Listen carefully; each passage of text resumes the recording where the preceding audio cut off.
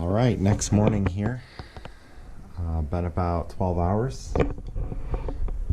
And I don't know if you guys can see that, but we are still right at 16 PSI, which is exactly where I left it around 7, 8 o'clock last night. So yeah, I think we're good. I'm happy with that. It might have moved just a little sliver, but I also have to remember that I've got the air in the Snowmelt loops on the system now. So, you know, yesterday was 40. I think it got down in the mid 20s, low 20s last night. It snowed, so there's snow sitting on the driveway. That drop in temperature is going to slightly drop the pressure in the system. So yeah, I think I'm totally good. I do not think I have any other leaks anywhere. So my main goal today is going to be to get that last loop in, and then I can turn these on, which I'm pretty confident this is all leak free. It was more the copper I was worried about. So yeah, I can get that on, and then I'm going to try and fill the system. I was originally going to, well, I take that back. I might have to wire it first, because I noticed, you know, these valves are pretty airtight.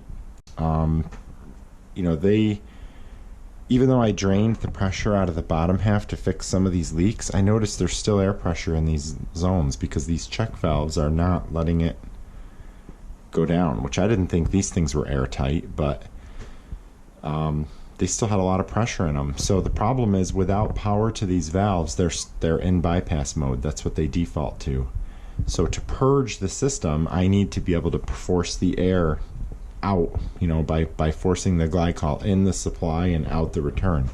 So the only way to do that is to apply 120 volts to these valves. Now, I could just rig something up, and I may do that. You know, I could just rig something up to put 120 on these temporarily to open them up as I do each zone, just to get the system filled. But you know, we'll see. I might just take the time and start to wire this all up, so that all I have to do is flip a switch and the valve will come on. It'll stop bypassing, and then I can just purge it the normal way.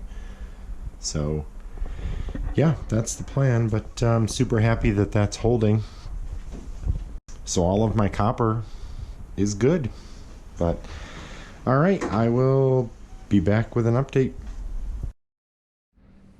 Okay, so it is the next morning here. I didn't take a video last night. Was down here somewhat late getting this wrapped up. So ended up finishing getting that last loop in, and I'll show you guys what that does. So it's only 1/2 inch instead of 5/8, because 5/8 is tough to bend, especially when you're running it through the house. Plus, I don't necessarily need 5/8 for what I'm doing that for. So that scoops up and behind, and it runs up there.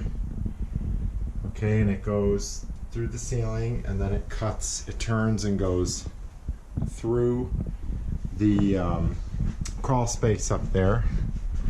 And it comes over here to this beam, and this is the main I-beam that runs like the whole length of my house all the way to the front. And what I did was I packed it with a 2x8 that I ripped down and put an angle on it so it fit perfectly inside the I-beam. And I used some of those tech screws that, you know, that they bite into metal, so I just drove them in and I fastened it right to the beam. So here's the 2 Snowmelt loops. They run to the front porch. These are the hot and cold loops that run to my furnace. So these run down, and then my line that'll go to the sprinklers in the front of the house, 1-inch copper, will be right here in the middle. So this all runs down here. It runs through there. I'll try to show you guys here where it goes. So it comes out over here. And you can see this is where the hot and cold for the furnace comes in. So the hot comes down, goes through a pump, and goes back. And then I also just have a purge here where it can dump, you know, where I can bleed the lines. It just puts it into my drain tile. So This is will be on a relay box mounted right here that I'm building now, that whenever the furnace humidifier is on 24 volt, so whenever this gets a 24 volt signal to fire, it will turn on that 120 volt pump.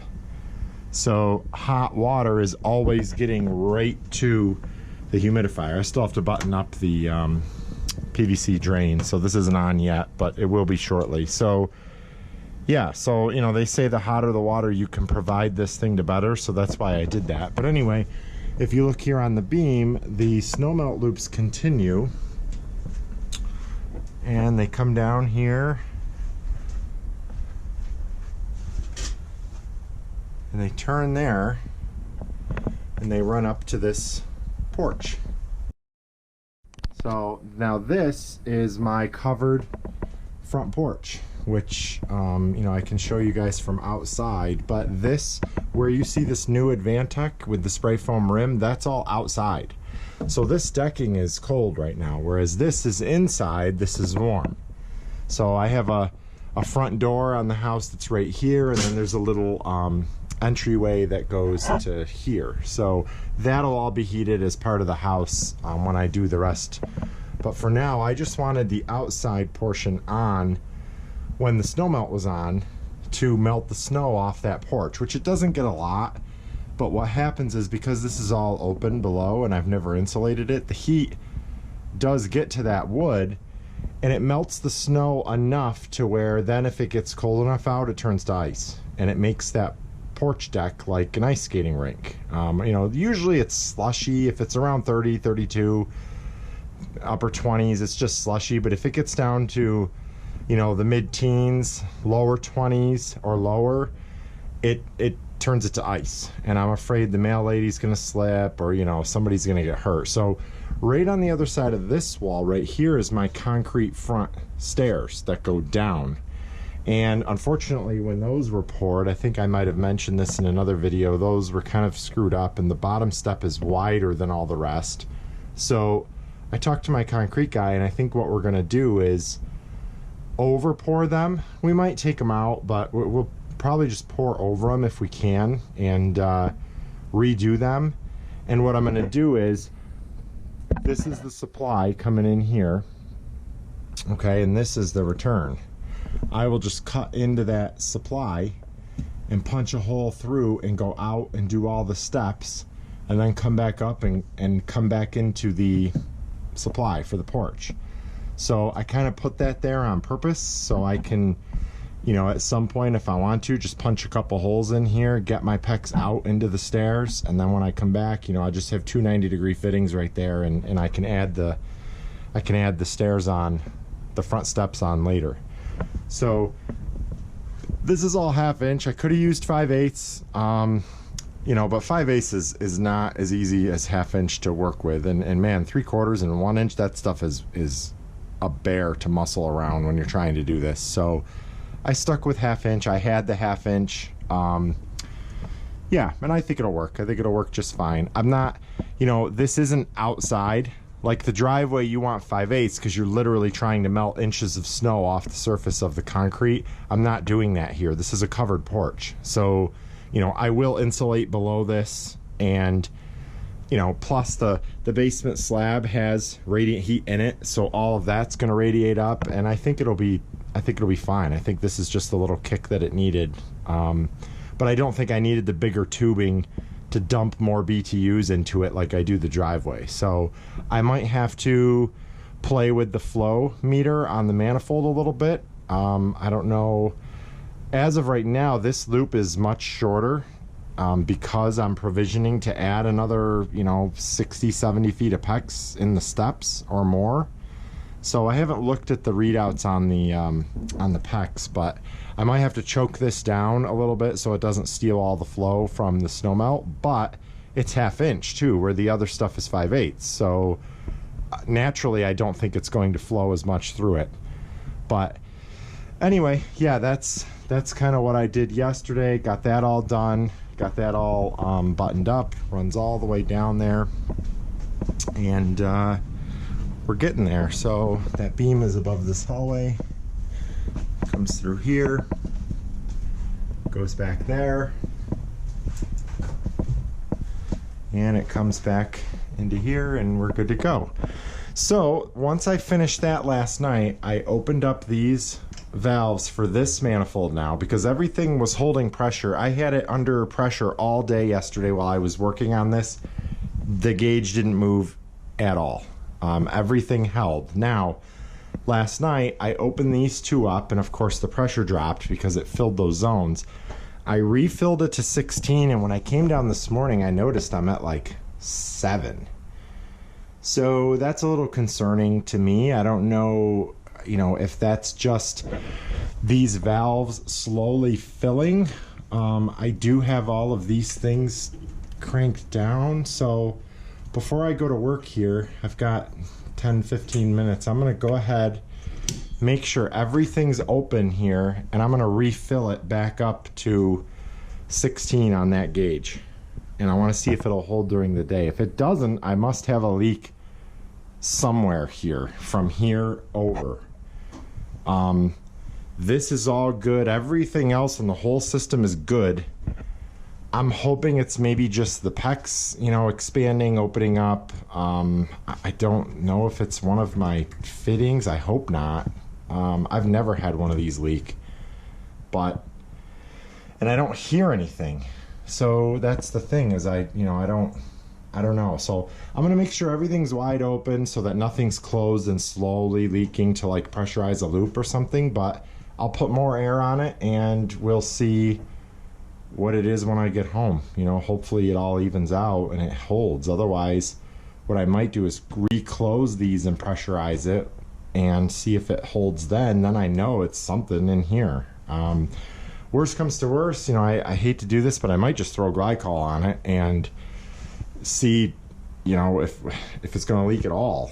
There's also all these little bleeder valves, these things, like these guys, and some of them leak slowly. So I might just open those up, reseat those, make sure everything's tight. But I'm pretty confident if there is a problem, I'm not even sure there is yet, but I'm pretty confident that if there is, it's only right here. So it should be pretty easy to diagnose and fix. But yeah, as you can see, this is 5/8, this is 1/2 inch. Not a huge difference, but it will make a difference. I did have the luckily I had the 1/2 inch things. I stole it from over here, so I'll have to pick up another one when I go to do the rest of the house. But anyway, yeah, I'm gonna fill that up, get some more pressure on it, and then I'll let you guys know how I make out. And then I'm gonna start hopefully as early as tonight after work. I'm gonna start wiring this all up. We got 2-3 inches of snow last night, and it would be really nice to have this on and working for sure. So that's my goal this week, is to get this all wired, and hopefully next weekend, next Saturday, if I can figure out the leak, I want to fill it. So that's it for now. Thanks for watching. Alright, just thought I'd show you guys real quick before I left here. So what I did was hooked the air back up. Alright, I'm right at 21 on this gauge. Alright, so I'm going to go ahead and shut this off. Takes that out of the system. A minute ago I'm standing here and I thought I heard a leak, and it was coming from that fitting down there. So I want that out of it. I also threw a gauge. I have one of these Rainbird, sprinkler gauges on here, but that's also showing 20 pounds on the manifold, just to show. And on this one, I'm only showing 16. So I don't know why this gauge is different than all the other ones. I mean, I believe my digital one, and I believe that one, I guess. These, I don't know, I guess these aren't as accurate, but anyway, I've got that at 21 and I've got this showing 16. So that's exactly where I'm gonna leave it for the day, and we'll see what it is when I get home from work, and I'll let you know. So we'll give it 8 hours, 9 hours, and we'll see what happens. Hopefully, fingers crossed, it's right at 16. So I know these check valves are playing around with things. I wouldn't think they would be, but you can hear them chattering when I'm filling it. And I think what's happening is, yes, I'm pressurizing both the supply and the return from that point, because the air can go both ways. But these three-way valves are all closed. And I think they're airtight, because earlier when I had to fix some of these leaks, I drained the air out of this and there was still air in this side, and I didn't think these things were airtight either, but they were holding air. So all three of these zones had air pressure when down here did not. So I don't know if what's happening is maybe the air is slowly leaking through these valves to pressurize this side of things. I don't know, but you know, I gave it overnight, it lost about 10 pounds, and now I filled it back up. So we'll see. You know, maybe it's all evened out now. We'll see. I don't hear anything up there. So anyway, yeah, I know I already explained all that and I'm just rambling on. So I'm going to get going here, and I'll let you guys know. I'll check back in later and we'll see if it held or not. So disconnect this and we'll just leave that on there for now. See, now this gauge here is also showing 20 something pounds, so I'm thinking it's at 20. I don't trust that, so I'll have to remember that when I'm filling it. Don't go by that, because I might blow the pressure relief valve. I mean, that's a good, what, 6 pounds off. So I don't think I'll be going anywhere near 30, which would be what, 24 pounds. I mean, I'm only gonna put like 15 in the system, so should be fine. But anyway, thanks for watching. Alright guys, so same day, it's after work. I came home from work, and again, the pressure gauge was down to like 5 pounds. So it lost a little over 10 pounds in 8-9 hours. So definitely something going on. I don't hear anything. So I'll kind of explain to you what I'm doing here to troubleshoot this. So my gauge, my little rain gauge here that I had, it's an air pressure gauge. It's meant for water, but it's a pressure gauge, and it was on here, was still reading 20 pounds. Now I'm pretty confident that the leak is in this. If there is a leak, it's here. So what I did was I shut this off, I moved the gauge over to here and turned it on, and I had like 5 pounds. So but this was still showing 20. So I don't know what's, I think it has something to do with these Belimo three-way valves. They must be airtight, and they're fighting with the check valves, and everything's not pressurized. I think that there's pressure differentials in the system between the zones and the system and everything, and it's causing pressure loss. That's my theory. So what I'm doing to test this, I sprayed soapy water on everything. I didn't see any bubbles. I'm praying, fingers crossed, that it's nothing in the driveway that's leaking. I mean, I don't think so, because I had all this under pressure right after the pour and for a year after that, and it would hold pressure fine. So I'm kind of ruling that out. So anyway, what I've done here to kind of test my theory is I've put that gauge on there. I've hot wired all the Belimo valves, okay, to just a computer cable that I cut the end off of. I plugged it in and turned it on so that they all opened. All three of them are open right now. So before, when I was filling this, you could hear like the chattering of these valves, probably because it's letting air in and then the air can't get out, and it's like fighting. So I don't know if it gets to a point where it won't let any more air in, and it's, you know, you might have 20 pounds here but 18 here, and it's enough to keep the flapper down, but air is still leaking into the valve. I don't know. But to alleviate all of that, oh, you know what I just noticed too is these are all closed, which could also be an issue because we want air flowing through all of these loops, and these are air, pretty sure they're tight when you close them down. Now, am I losing any pressure here? No, still at 22. So I had closed all these down when I installed it in anticipation of filling it. So anyway, I'll go through and open those up, and I'll just make sure I have pressure. But I'm back up to, oh wow, it's gone up a little bit. So I'm at like 18 now on the system. That's showing 22, 21.9. It's bouncing around between 21.9 and 22 pounds. So I'm gonna try leaving it like that overnight and see if it holds. And then I'll know that it was just something internal where the pressure was staying in the loop and it couldn't get in, and you know, I don't know. That's what I'm hoping. I don't think it's leaking. I sprayed everything with soapy water. There's no bubbles. I don't hear anything. I'm kind of at a loss right now, but I think this is a good test. If it does leak down overnight, I think what I'm going to do next is bring it back all up to pressure tomorrow morning before I leave for work again and close these two valves. And then I'll see if this holds, and I'll see if this holds. So if this holds all day and this drops, then I know I've got my problem is here. But fingers crossed, I think it had something to do with the three-way valves keeping the secondary, you know, keeping the zone closed, and just air slowly throughout the day leaking into these less pressurized zones, but they're pressurized enough to keep the one-way check valve down. I don't know. But anyway, that's my troubleshooting. I'm going to open all of these up just to be sure. I mean, there should be, if air can get in one side, it should be on both sides of this valve, but I'm going to open them up. And I'll top that back off to 22.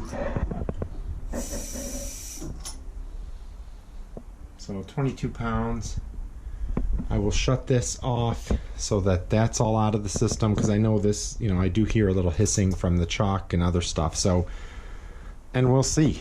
We're rated 18 right now. So, yeah, in the meantime, what I'm probably going to do is start to wire. I'm probably going to mount my box, get my DIN rail in, start running my wires to each of the zones. I've got a bunch of wires in these aquastats to hook up. I got to get my sensors on the pipes. I'm probably going to put my supply sensor here, and I'll put my return back there on each one. I think I want it here because when it's in bypass, I still want it getting an accurate temperature. When it's in bypass, if I put it down here, it'll only really be accurate when it's not in bypass. So I'm going to put the supply temperature right there, put the return temperature back there, and the aquastat sensor. Those will both be at the same spot on each of those pipes, and wire those in. Wire all three pumps down to the aquastats. And yeah, start to do that. But in the meantime, I'm going to leave this on, because if I remove power from this, these will all spring close, which I don't want, and that's by design. So when 120 volts is removed, they go into bypass. And I don't want them in bypass right now. I want them straight open so that I can keep the pressure equalized here and see if it's going to hold. I'm still at 18 there, but this is increasing. That's funny. Although I closed it off, so that could be. But anyway, I will keep you guys updated as I go, and we'll see. It'll probably be in the morning. I'll give you an update, and we'll see how we do overnight. Okay, so it's the next morning here. However, last night, after I made the last video, I gave it a couple of hours, and before bed I came down here, and sure enough, it had dropped like already 2 or 3 psi. So I had a feeling it wasn't going to hold air overnight. So rather than waiting, I double checked everything. I don't hear anything. So what I did was I did the old Dawn soapy water trick. Put it in a spray bottle, and I sprayed everything down. And if you guys have never done that before, what it does is this, the soap gets around everything, and any fitting that's leaking will bubble. So I did everything down here with Dawn spray, and sure enough, my 2 half-inch connectors back there, the ones that I just added the other day, these were both bubbling like crazy out of the bottom of the fitting, the top of the fitting, so I didn't tighten them down enough when we put that in. So, you know, it's hard because this is so crammed in here. I can't really get a wrench up there because the pump's in the way, and I don't want to take the pump out because it's nice and sealed, and I just, you know, it is what it is. So I got some channel locks on there. It's not the right tool to use, but it's all I could get to bite, and I crimped down as hard as I could, and man, I tightened the you know what out of those things and got them so that they no longer bubbled and leaked air. So I'm now 100% confident that was my leak because I repressurized it, and I came down here this morning and we are still at 17, you know, right between 17 and 18 psi, which is exactly where I left it last night. So yeah, pretty excited about that. I'm pretty confident now, and the Blemo valves are still open. There's still power to them. So, you know, there's no chance that anything's pressure difference or any of that. It's all at that pressure and it's holding. So this gauge is still showing a little bit above 20, and that's what my air gauge showed when I had pressure on it. There was like 21. I think I had it under 21 psi. So this shows 17, 18, but really I think it's more up around 21, which I don't ever anticipate the system getting higher than that. I'm only going to fill it to 15. So, you know, if it when in operation, once everything heats up, yeah, it might climb, I'm guessing 18, maybe 20, but I don't think it'll get much higher than that. I mean, I've got the properly sized expansion tank now. Everything should be pretty good as far as that goes. So anyway, yeah, I'm about to head out for work. I just thought I'd shoot a quick video and give you guys a quick update on what happened. And that's what happened. I didn't pull the GoPro out. I didn't have it handy last night. It was getting late. I just wanted to get those tight and get it fixed. I did take a couple of pictures with my phone of the bubbles, so I'll try to insert those into the video here. So yeah, you can at least see what it looks like, but I didn't shoot any video last night. I figured I'd just do it this morning. Plus, if it didn't work, you know, you guys are probably sick of me just making videos like, oh yeah, it's still leaking, you know, so yeah, but I think I've got the leak fixed. Tonight, hopefully, if I can get some time to get down here, is going to be wiring. Going to try to get my sensors on those pumps, get the aquastat sensors in, start wiring the pumps, start wiring the aquastats, start wiring my relays, start to get everything wired here so that hopefully, fingers crossed, by this weekend, Saturday, I can fill the system. I think I've got all the glycol I need. I've got all the distilled water that I need. I've got the pump. So I should be good to go. So that's kind of my goal is to keep moving forward with this, and hopefully here within the next 3 or 4 days to have it up and running. So anyway, just a quick one. Thanks for watching.